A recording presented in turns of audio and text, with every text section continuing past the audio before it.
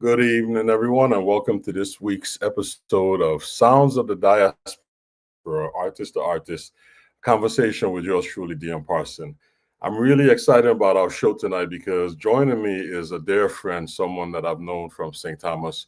We kind of lost track over the years, but we got reconnected over the past couple of weeks. And this gentleman is a amazing pianist, composer, arranger, and a vocalist on the gospel scene. And he's going to share his story with you tonight. So please join me and welcome into Sounds of the Diaspora, the one and only Mr. Neville Peter. Good evening. Good evening. Glad to be here, man. Thank you for having me. Yes, sir, man. How have you been? I've been good, man. Just been doing some traveling and writing. I do a lot more writing now than anything else, even performing. Okay. I get a lot of commission-based type work that I've been doing and so on. And been doing some touring too. So it was really cool. I was just in St. Thomas. Too bad I missed you. It would have been nice to see you, man. But I was just there not too long ago, and then found out that you were there. So Mm-hmm. yeah, it was a blessing. But I've been um, strangely enough, as you guys will be playing some of the music I've been doing lately. I've been doing a lot of commission based work, like I said, and some years ago, someone contacted me because they were doing some music. Well, they wanted me to compose music based on scripture, Okay. and so I enjoyed that project so much that I chose some of the songs that I liked the most and put it on an album. Mhm. But I ended up actually writing close to 150 songs for them. Oh, wow. And Okay. it was a cool project. I really I know enjoyed you it. was doing stuff with like a publishing house or something like that, but I didn't know it was that in depth. That's really great, man. Congratulations. That's some good stuff. Yeah, thank you, man. Thank Yeah. you, thank you. But before we jump into that, our audience is probably saying, man, they're talking about all of this work he's doing. So who is Neville Peter? So I just want him to kind of get an idea of the genius behind who you are. So just share with our audience a little bit about your musical upbringing on the Virgin Islands. Yeah. Well, Neville Peter is a Virgin Islander, born and raised in St. Thomas. I grew up in the 1970s and 80s, and my first exposure to music was with my voice. I sang at church, you know. While they were singing, I just sort of discovered my voice, and it felt good to sing. It was a lot of fun, so I would do that. And I began to enjoy it so much that I would sing really loud and you know what I'm saying? Like my peeps didn't really like that much, so they would tease me, but the older people really enjoyed it. Mhm. But because of the teasing, I stopped singing. And then somewhere along the way, my older brother started taking piano lessons, but he didn't really take to it that much. But I would tag along to the lessons, and I would start kind of trying to play by ear the things that he was playing. Mhm. And so when my parents noticed that I was kind of picking up on it, and I was the one that was more into it than he was, he stopped taking piano lessons after a while. They didn't have the money to send me to lessons. Plus, the teacher that was teaching my older brother, because I'm a blind person, he didn't know how to teach me because he was classically trained, Mhm. and all they were doing was classical music. But I would still sit at the piano and kind of pick it out, you know. And then I went to Adelita Cancrine, and they had an amazing teacher there. Her name was Judith Rapsat, Hmm. and she was they were offering a piano lab class, and I started taking piano in that piano lab, and it just took off from there. I started um, learning some of the classical pieces like arabesque from written by Debussy, and some of those reverie. I really really got into a lot of Debussy's works, and it was real quick too. A lot of people were surprised at how quick I picked up on it, Okay. and so yeah. So then after that, I rediscovered my voice, because by then I had stopped singing. I was just saying, you know what, I'm gonna do piano, and I'm gonna be a serious pianist, Hmm. you know. And then I went to high school, and I sang at a Christmas concert, and I Hmm. got a standing ovation after I sang at the Christmas concert, and I realized that if I sang, I could get girls. So, so Typical you know what I'm teenage saying? young So boy musician. you know how it is, man. I hear you. So yeah, I still played, but then after that, I was like, you know what? I'm just gonna play enough to accompany myself. I think I wanna sing more. That's funny. That's funny. Yeah, But that's yeah, that's yeah, that's yeah. great though, because when I first heard of you, I think it was Miss Georgia Francis. I came home, or I used to call Miss Francis, back then quite often when I first left home, and she would tell me about Ruben and the guys coming up, and she mentioned you. First time I heard of you, and I was like, wow, okay, this gentleman, he has some stuff going on, and you were doing it. You were doing all the pop stuff. You was doing the jazz stuff. You were in it really. You were really in it for a while. I sure was. Yeah, yeah. And actually, what I tell people all the time, music is a language. If you really want to learn music, you need to immerse yourself. And Hmm. that time of my life was my time of immersion. I mean, I used to just eat, sleep, and drink music. And you mentioned Ruben Rogers. We were in the same class, and him and I, sometimes we would stay after school and we would just jam until like 8 o'clock at night. You Hmm. know, yeah, man. And sometimes even the holidays, like when there's no school, somehow we would get the key from Miss Georgia Francis, and we would go to the band room. Nobody at school or anything like that, but we're in there playing music, practicing, jamming. Hmm. Those are some really really good days, man. Yeah, and then Great you days. also attended Interlochen Arts Academy for the summer as well, right? Yes, yeah. So, Yeah. um, I had a friend that was from Michigan, and so they said, "Well, hey, yeah, you heard anything about Interlaken?" And I said, "No." And so they told me that it's a camp where you can go. They have a lot of gifted kids there, and I went there for 3 summers, and it was a blast. And I really, really grew a lot there. My first summer, I actually just went as a pianist. Actually, my first summer was a pianist, and my second and third summer, I went as a vocalist.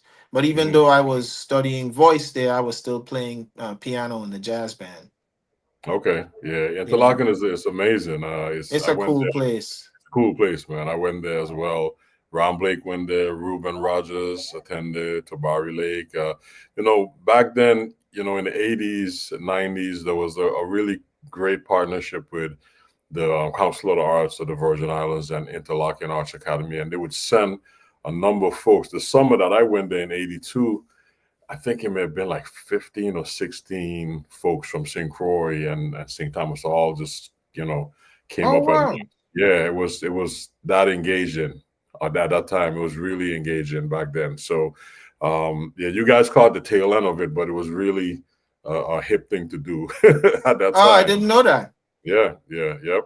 So Wow. you got part of that, and so you attended Interlochen, and you graduated from high school. You were singing and performing at home. I knew you were doing stuff in the church, but you were also doing a number of gigs outside of church on the weekends and perform with the likes of our dear friend who we just lost, Louis Taylor, and stuff like that, right?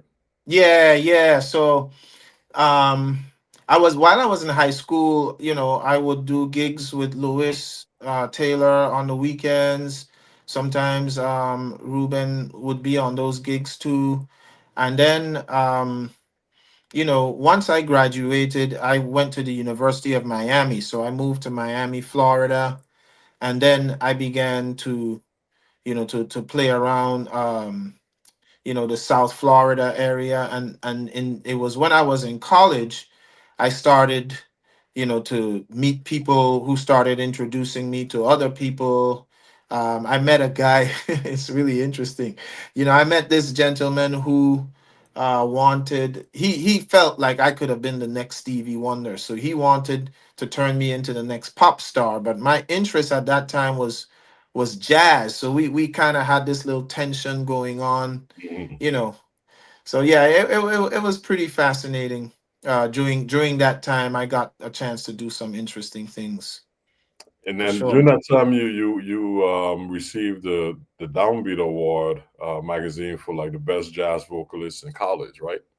Yeah, so and that was one of the things I really appreciated about that school, man. There were so many really, really, really great players, and I had heard about the downbeat adjudication. I don't really know, if they're still doing that, but um the jazz band, the concert jazz band had done it, and the jazz vocal choir had done it, and then I had found out that they were actually open for doing soloists, so I put a trio together. I didn't play, I didn't feel like I had to because there were so many great pianists there, so I put Mhm. a trio together and I recorded a demo and sent it off. And I was actually kind of shocked when after they did the adjudication, they actually put me in the magazine, and they had a picture of me. They put me in the magazine. They did an article on me, and yeah, they named me the best male jazz vocalist of that year. I think it was 1994. I can't remember exactly the year right now, but Mhm. back then, I was kind of doing stuff that most jazz singers didn't do. Most of the times, um, at least back then, jazz singers, they would sing the standards. Mhm. But I was kind of doing like stuff like in 5/8 and 11/8, and just Mhm. I was actually kind of, I guess, trying to express with my voice the things I was hearing on piano, Right. and so it kind of separated me, I guess, from your typical jazz vocalist. Mhm. And I guess that's why they gave me the award. You were singing all that Debussy stuff on the. But that's great, man. And along after college, you started touring with some really good musicians. You met folks like Gladys Knight and Cassandra Wilson and stuff like that. That's amazing. Yeah, well, what happened with that is, like I told you, when I was in college, I met a gentleman who was convinced that I could be the next Stevie Wonder for sure, and he wanted to make me the next household name. But like I said, my interests were jazz. I guess you could have said you could say that I was kind of like a purist at that Hmm. time, but he recognized my potential. And so what happened with that was, he told me that um, if I, allowed him to manage me, that he would, kind of put me in some places and so on. So the first thing that he ended up doing was organizing a tour with Cassandra Wilson through Canada. Hmm. We played the Montreal Jazz Festival, and we played the Toronto Festival, and I was like her opening act. And Okay. then when she was going to do her finale, then she'd call me out on stage and we would do it together. And that was really, really cool. But honestly, it was around that time in my life when I started making a little pivot. You know what I'm saying? Like my path might started to kind of change. I started, just having different ideas and thoughts about what I wanted to pursue, the path I wanted to be on, and so on. Um, and she was really great to work with. She was really, really, really cool lady. I really enjoy, especially when I would get a chance to sing with her band. Because the cool thing is that my opening act, it was just me and upright bass. You know, Okay. again, I was kind of a unique jazz singer in that way. I didn't um, want a trio at that time. So the bass would play and then I would just sing. And Hmm. I actually was inspired. I don't know if you ever heard there's an album. I think it was the last time Milt Hinton, the bass player. Hmm. I think it was his last recording. I think he did it with Brantford Marsalis, and it was He did just a trio, Brantford. trio GP. He did a trio. I think it was called Trio GP with Bramford Marcellus and Yeah, something like that. And there was no polyphonic instrument. It was just bass, and I was like, man, I should try that. You know. yeah. So when I did the tour with Cassandra Wilson, that's what I did.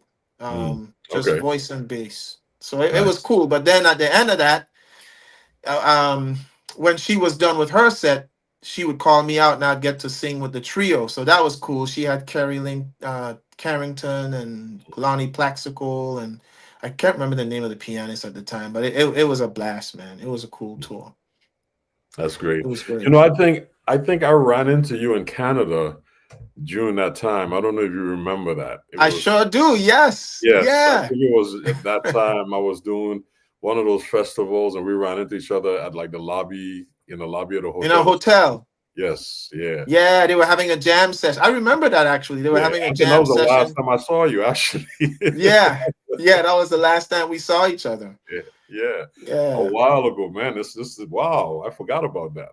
Okay. Yeah. Yeah. Yeah. Yeah. But and man, with so many things I've taken off since then. I mean, I've heard a couple of things over the years, but then again, when we reconnected a couple of weeks ago, I was like, wow, you've been so busy that I really had to have you on the show. So you decided to move on from the jazz and all of those other opportunities and pursue, gospel music. So tell us a bit about that move. How did that, or what inspired that?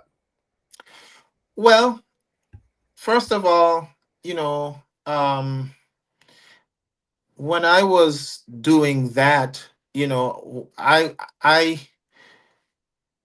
I I would have these impressions on my mind that would cause me to think that perhaps there was more, that I needed to be doing more, Hmm. that my gifts would be better served elsewhere.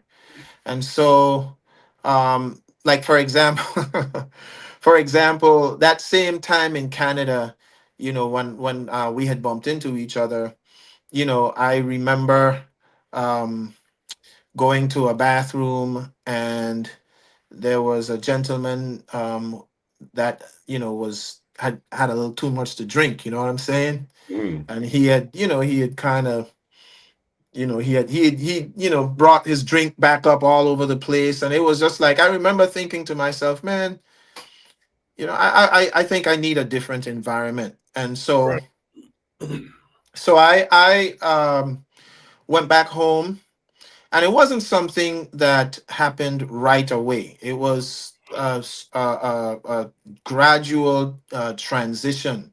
But Hmm. I began to mess around on the piano, and I began to write songs, like gospel songs. Hmm. And at that time, since it was a complete different thing, I didn't know anybody in the gospel music industry at all.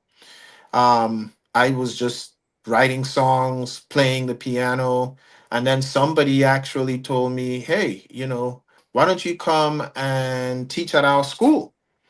And so I actually dropped out of the scene for a while, and I became a teacher. I taught at some private schools, choir and voice and different things like that. And during that time, I was just writing music and not really doing anything. And then there's a gospel singer by the name of Kurt Carr who did a concert in Tampa, Florida, and I was one of the opening acts. Um, and I just kind of got on that gig just kind of like by chance. I knew the promoter, and I said, "Hey, man, you should let me come." And he was like, "Oh yeah, for real? Come on, man, come on, do it." So I did it. and the response was really just amazing. I didn't expect the kind of response I got, and so I Mm, met someone, who told me, "Hey, let's do some stuff together." And so once I did that, I began to travel again. I had the opportunity to work with Gladys Knight because I had worked with her before, but I had a chance, to write some songs for one of her albums. I had a chance to produce one of the songs on her album, record with her in the studio. mm. She's actually a great person. To work with. It was a real blessing, experience, especially because it was her first gospel album at the time. So Okay. she was making a transition as well. She had decided she wanted to do some gospel music, and the guy who I had met, this was actually the one who wanted to turn me into the next Stevie Wonder. I kind of forgot about that, but yes. So this was the first guy, Mm. and so I had met her, and I had a chance to work with her in the studio, and she said to me, "If you keep this up, you're going to be destined for the Grammys for sure." But Wow. Okay. again, me and my paths always turning, always changes, always going in different directions. So, once I kind of took a hiatus from that, and then got reconnected with this other gentleman at the Kurt Carr concert. I began to travel again, but I was doing it in a more intimate setting. So I would just pretty much just go to churches. I would show up there, and I would sing, and then I released my first album called Messages from the Throne of Grace. I released it in 2004, Mm. and that album came about interestingly again. Remember when I told you I was just teaching and writing songs and not really doing a whole lot? Yeah. While I was writing those songs, I was making demos of them. So it was Okay. just real intimate, just me sitting at the piano in front of a microphone in the recording studio, playing and singing. And a friend of mine happened to hear those demos, and he said, "This needs to be on an album." And I said, "No, man, this is just a demo." He was like, "No, this is really good, just the way it is." And I said, "Really?" He said, "Yeah." So I didn't believe him. So what he did was he took those demos, chose 12 of the best ones that he thought would make it on an album, and then he just kind of did the whole thing himself, and then gave it back to me and said, here's your album. Here's your album." Okay. Messages from the throne of grace. Okay. Yeah. So I started selling that album. Some distributors got a hold of it, and they put it in Walmart and some of the other stores, and you know yeah. So that's kind of how that took off. That's great, man. How many recordings do you have under your name? At the moment, I have 8 albums in all. My last album is a piano instrumental album, just me playing and sing. Me on the piano. I don't sing, just piano. Okay. Um, I decided that I would do that because I've been singing for so long, and I don't necessarily consider myself to be a pianist of pianists, but it was just kind of like my tribute to the piano. Mm. That album is called simply Hymn, like because it's hymns, like traditional hymns.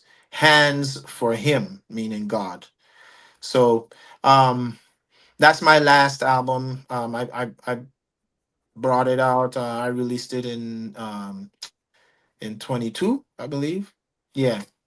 So I don't really do a whole lot of stuff from it because I still consider myself a singer Mm. first. And that first album, like I was telling you, the gospel radio stations began to play it, and it did its thing. I had a chance to to work with BB Winan in Chicago and some different places. You know, Yeah. it did its thing. Well, Um, you've been at it for a while, so you I'm have a still actually surprised though that, you know, because that first album, like I said, it was just demos, and right. I didn't think anything of it. But somebody heard it and said, "No, this will work." And I'm gonna Mhm. actually have you play one of the songs from that album later, so you Okay. can tell me. You the man. You can tell me if you know. Listen, I'm just enjoying the show, man. Like I said, is like I said earlier, it's all about you. But I'm gonna check it out because you shared some music with us, and I think this is a good time to talk about the music that we're gonna play because the one thing that I've always admired about you as an artist, you have a lot of options as a pianist, as a composer, as an arranger, and as a vocalist. When I talk to some of my friends, most of my friends they just want to play. They just say, hey, I just want to go on tour, I want to go on the road, I want to play. And some of them compose and do that. But when I see and hear your music and have a conversation about you, it's like I don't know where to start because I could talk about Neville as the composer, Neville as the artist, as an arranger, So I'm enjoying just all of the great things that you've accomplished, and I know we don't often hear that as artists because we just do what we do. We don't really do it for the accolades. It's like, okay, this is what I did. I wrote a song, move on to the next thing. But Right, I just right. want to let you know, on the serious side, man, that your contributions have not gone unnoticed, man, and you have inspired a lot of folks, including me. Oh well, I'm grateful. That's a blessing. It's a real blessing to you know to it's a blessing to hear that, because again, if you're doing it from a gospel perspective, of course there's a spiritual religious Mhm. undertone to that. And um even though there is an aspect of entertainment to that, the ultimate goal is, you're doing it as a service, to As the a story, creator. exactly. Right. You know what I'm saying? So it's not like I'm you know waiting to hear accolades, but it's really nice when they come, man. I really appreciate that. Thank you Mhm. so much. You're welcome. You're welcome. I mean, I tell my students all the time, folks, they ask me, how when did you decide and to be a musician? I didn't really. Yes, I made a decision to do it, but it was something that I really felt I didn't have a choice because there was something inside of me that needed to come out, and always felt it was from a higher being that was just channeling it through me. That's the way I've always felt about my contribution to the scene. You Right, know, right, right. I've had this conversation with a number of musicians, and they all feel the same way. I mean, I know we all choose different genres to express ourselves, but I think the foundation of our expression comes from the same source. Right, right, right, Yeah. right. So yeah. Yeah. And that being said, man, you shared some music with us, and I want to jump into it. Looking at the time that we have, the first song you shared, and just tell our audience about it real quick, is entitled "Longs for You." Yeah, so this song is based on a passage of scripture, even though I don't quote the scripture in the verse, but it's from King David. He says, "As the deer pants for the water, so my soul longs for you." And so that's where it came from. And this song, you'll definitely hear the jazz musician in me for sure. I'm playing and singing. I'm playing and singing on this song. Okay, let's check it out. "Longs for You" by Neville Peter.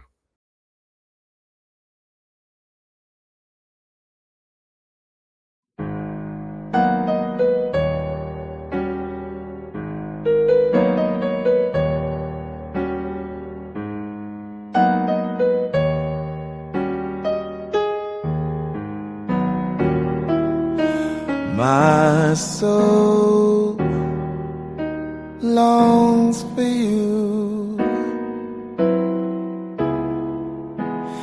in this dry and barren land. My soul longs just like a child, to hold your hand. My soul longs for you in this world so dark and cold. My soul longs for you more than silver, more than gold.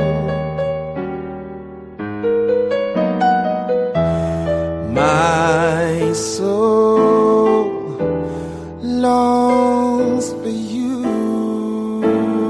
Lord. I long to do your will. Oh, my soul longs for you. Here am I, Lord, waiting still. My soul longs for you, just to do everything that you desire. My soul longs for you, so let my love burn like fire. Oh, my soul longs for you, for the joy of holiness. Lord, my soul longs for you, for the beautiful and the blessed. My soul longs for you, living well, that won't run dry. Lord, my soul, it longs for you, and nothing else can satisfy.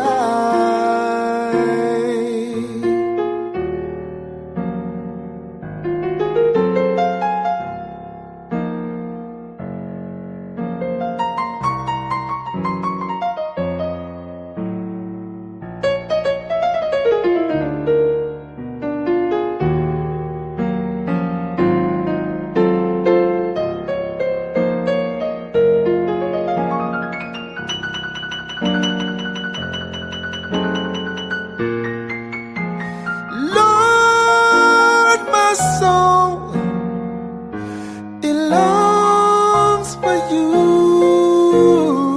living well, that won't run dry. Lord, my soul longs for you,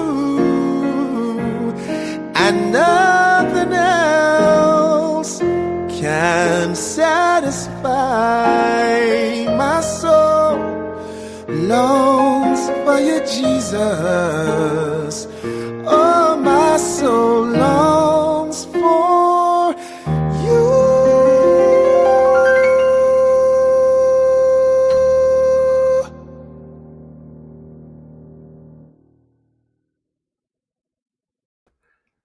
Yes, longs for you. How beautiful, how serene. You have an amazing voice. Thank you from one of our listeners.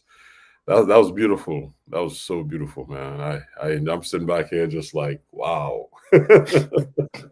Thank you, man.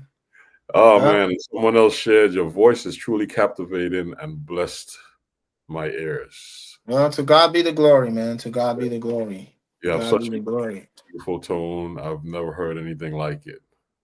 Wow. Yeah. Your vocal control and technique are so impressive and refined. Yeah. The emotion you convey through your singing is so powerful. Yeah. Wow, man.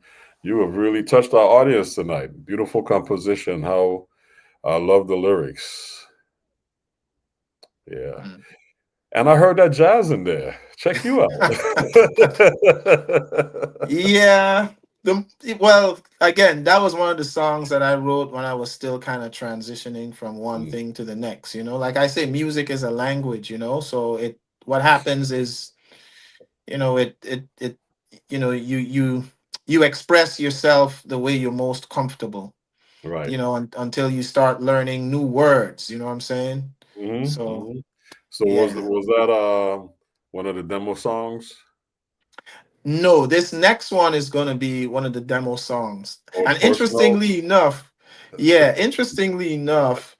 um, when I did those demos and had them compiled as an album, not even by me, what I discovered was that my strength was more intimacy, just being unplugged and just Mm, kind of, you know, one, two instruments. right. That's where I realized my strength is. So actually, this song came on my fifth album. It's called and that album was called A Quiet Praise. A Okay. Quiet Praise. Yeah. But this next one that you're gonna play is from those demos. This Okay. isn't a jazz song, it's more gospel. Okay. Well, let's check it out. This is Neville Peter, Personal.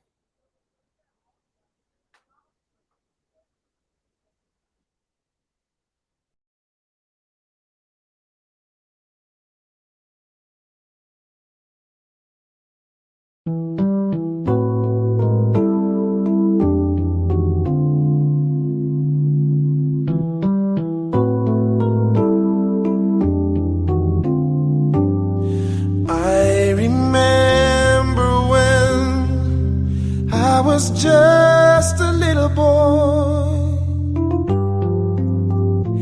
and with all the simple things I could find so much joy.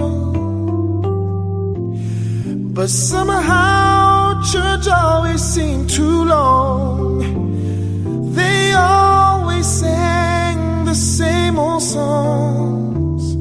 I knew of Jesus and his love, even why he came to die. But this time it's personal. I feel your love inside of me. This time it's personal.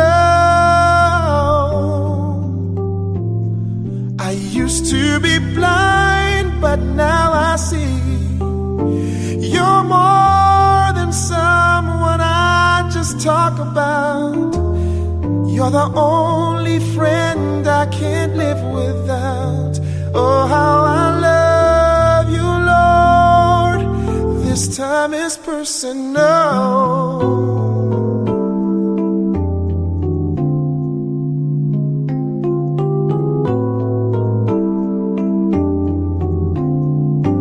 I said that I believed because it was the thing to do. But my actions never ever showed that I ever once knew you. Always taking for granted your love and grace, and still expecting to see your face. Never wondering once how you might feel. Oh, but now I keep it real. Oh, yeah. Oh, this time it's personal. Oh, I feel your love inside of me. This time it's personal. I used to be blind, but now I see. You're more than someone I just talk about. You're the only friend I can't live without. Oh, how I love you, Lord. This time is personal. I never gave you full control, taking for granted the scars in your hand. But now the joy that floods my soul, for in your sweet love I stand. For in your sweet love I stand. This time it's personal. I feel your love inside of me. This time it's personal. Oh, I used to be blind, but now I see. You're more than someone I just talk about. You're the only friend I can't live without. Oh, how I love you, Lord. Oh, how I love you, Lord. Oh, how I love you, Lord. This time is personal. This time is personal.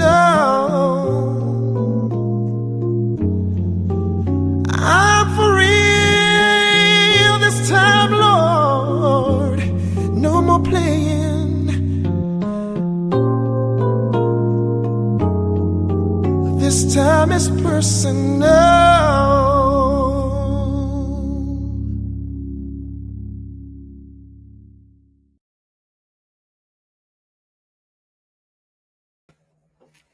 Well, that was very personal. And I think you got some really good comments there. The first one, I was captivated by your voice as soon as I heard it. Yes. Thank you for sharing your God given talent with the world. Yes. And you have a natural talent for storytelling with your voice. Yeah, man. You sound great. I want to listen to you over and over and over. Well, we're going to let you know how you can do that before the show's over. So we'll fill that in. You are more than a singer. You are a vessel carrying the sound of heaven and earth. Carrying the sound of heaven to earth. Oh, wow. Yeah. Well, to God be the glory. Yes, sir. To God be the You know, glory. if my eyes were closed when you first started singing that song, I would have swore it was Luther Vandross for a minute.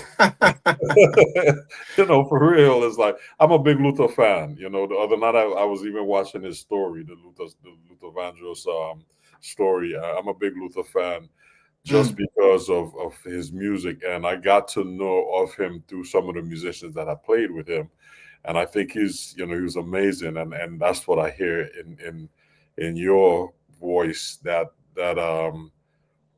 gift, like one of the comments said, storytelling. You have a beautiful voice to convey that story. So It's interesting you would say that, because in high school, like I said, music is a language. You learn to speak by hearing others and trying to do what they do.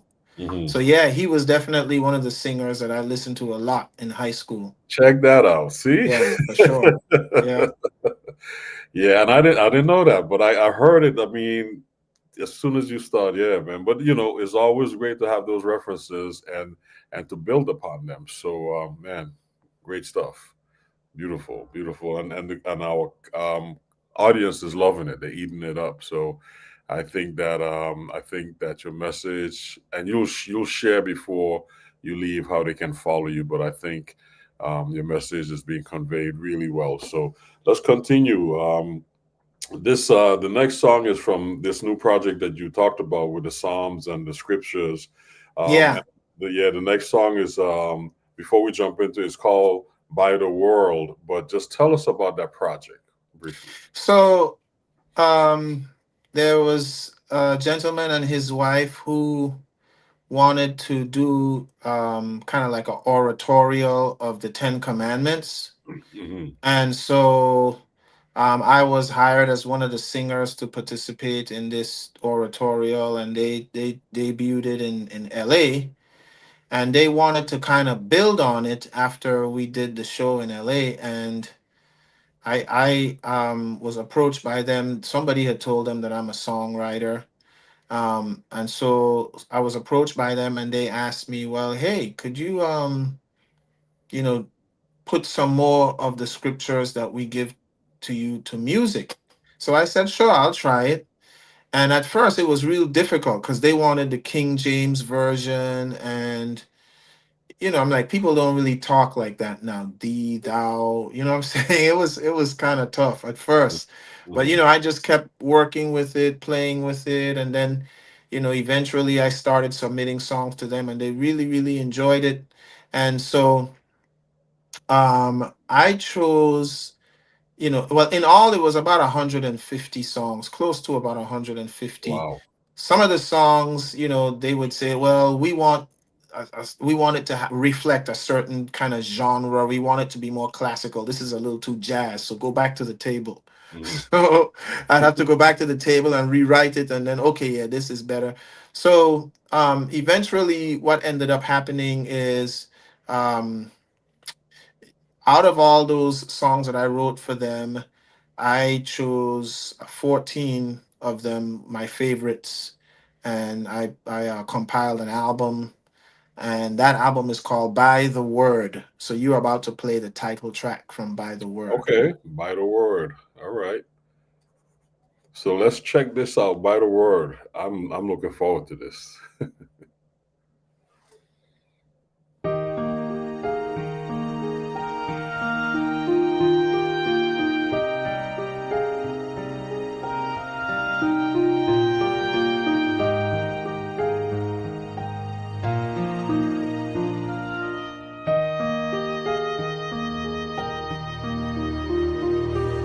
By the word of the Lord were the heavens made, and all the host of them by the breath of his mouth.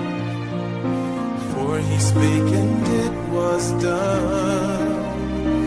He commanded and it stood fast.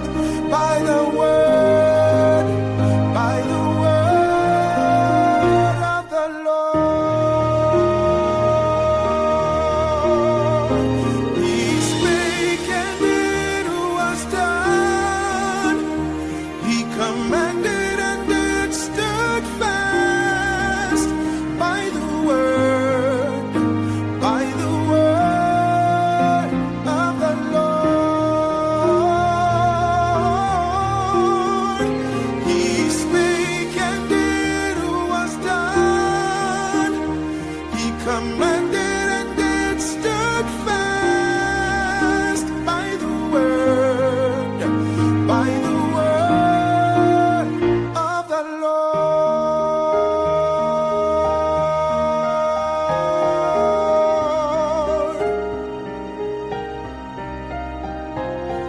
Psalm 33, 6 and 9. He spake and it was done.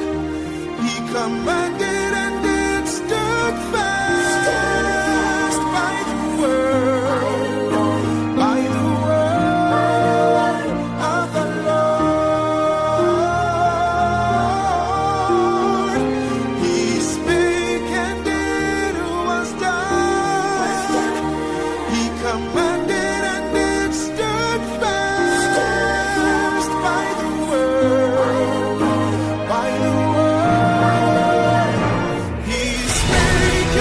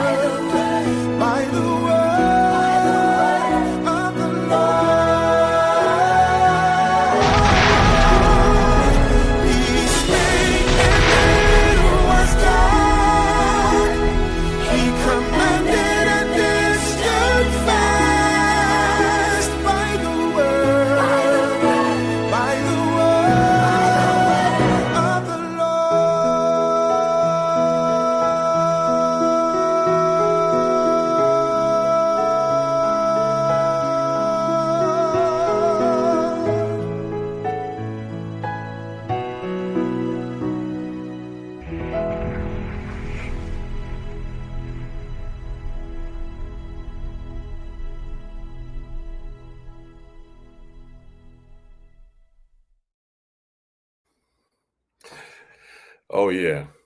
I really enjoy the orchestration in that song as well too.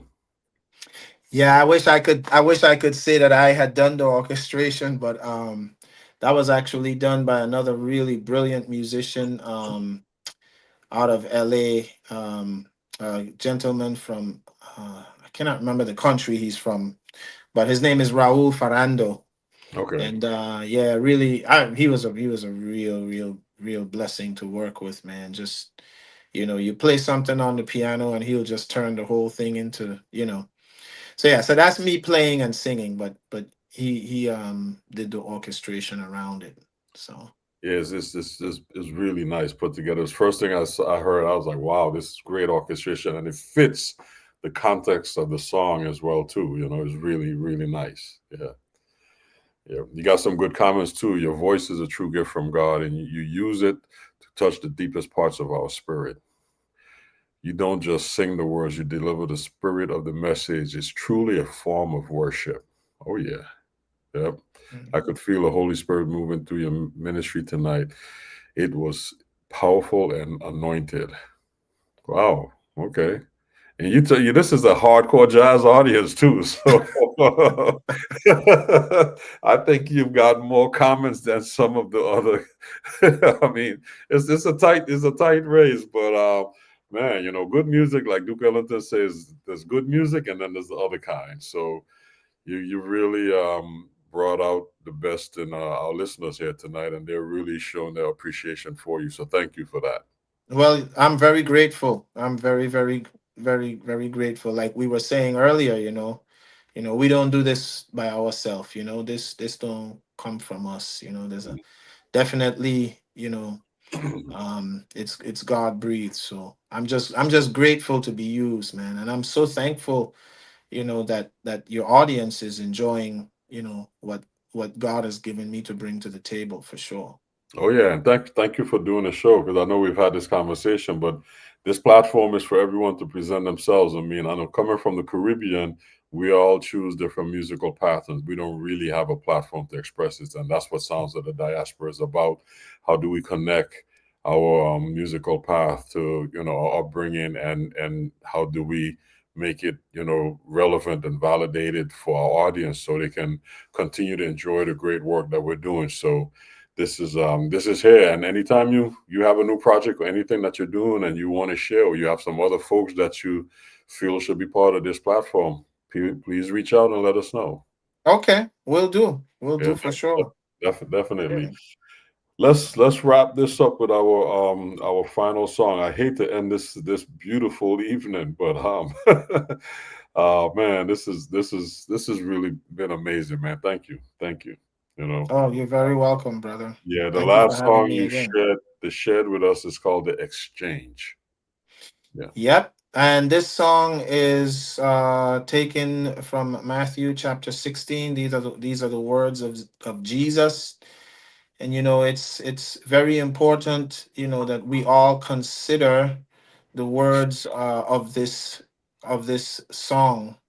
You know, um, brief, quick story. Like I said, in my journey, I've had an opportunity to meet various people. I met this particular gentleman who wasn't famous, but this dude was wealthy. When I tell you, like, his parking garage had at least, like six or seven, eight exotic cars, Porsches, all kind of stuff. But this guy, he was not fulfilled in his life. He had wealth that only people could dream of, but he wasn't fulfilled in his life. He wasn't happy. Hmm. And Jesus said, you could gain this world, but if you lose this your soul, you have nothing. And that's really what this song is about. So my prayer is that this song will be a blessing to those who hear it. These are the words of Christ, actually. Okay, let's check it out. "The Exchange."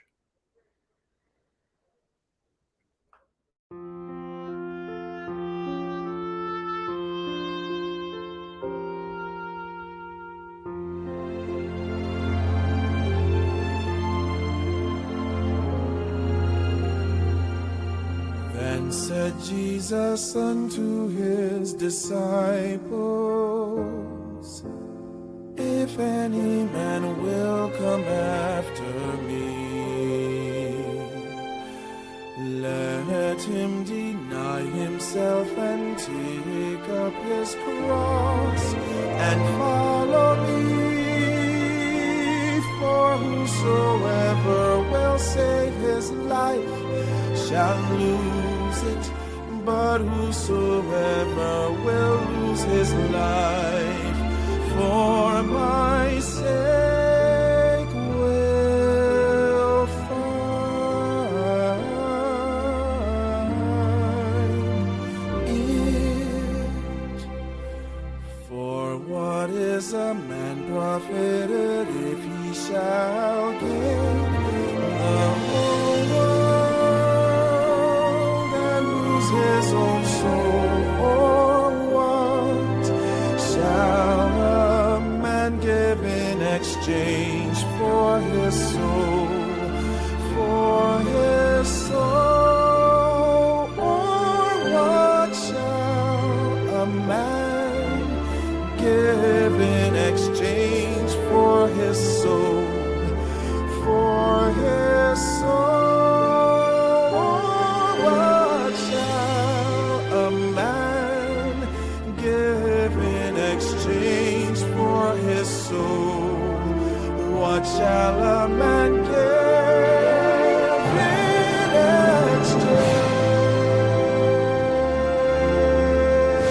exchange for his soul?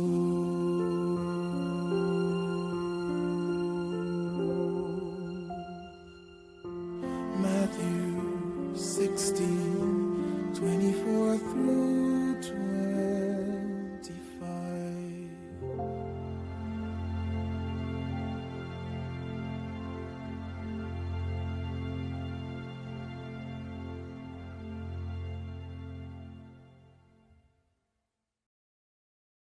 That was The Exchange by Neville Peter. And one comment from our audience: you have such a warm, comforting tone to your voice. It's as smooth as velvet. Another comment is: you convey the emotion within the lyrics so clearly. Your passion shines through every word. And the way you sang that song moves me to tears. Wow. Okay, I heard so much honesty and purity in your voice tonight. Wow, beautiful. Beautiful comments, man. Really beautiful comments. Yeah. Yeah, Neville, you're doing it. You're doing it, sir. Man. Well, just out here trying to serve, man. That's what it's Yeah. about. It's You're service. doing it, man. You're doing it. So before I let you go, I know time is not on our side. Like I said, I could I could be here all night. You have no idea. Let our audience know how they can follow you and just kind of jump on your fan wagon, be fans of yours. Well, I am currently on YouTube. I'm trying to scale my YouTube channel now. Okay. And if you want to join me on this journey, you can subscribe to me on YouTube. My channel is Neville Peter 777. And you can actually join the channel. If you join the channel, you get access to all of my albums. You can stream them and take them. CDs are a thing of the past now. Well, almost a thing of the past. So that way, you can just get on your phone or your mobile device, whatever device you have, and you can stream all the albums there. Um, you won't really find too much of me on the streaming services. I guess Dion and I didn't get a chance to have the business side of of music and why I don't really do that. You'll find a little bit of me. My second album is an album called Simply Him, HYMN Volume 1. You'll find that on Spotify and Apple Play.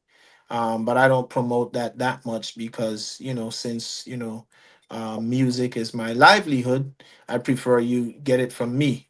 And Right. the best way to do that, you can hit it up on YouTube and stream it from my channel.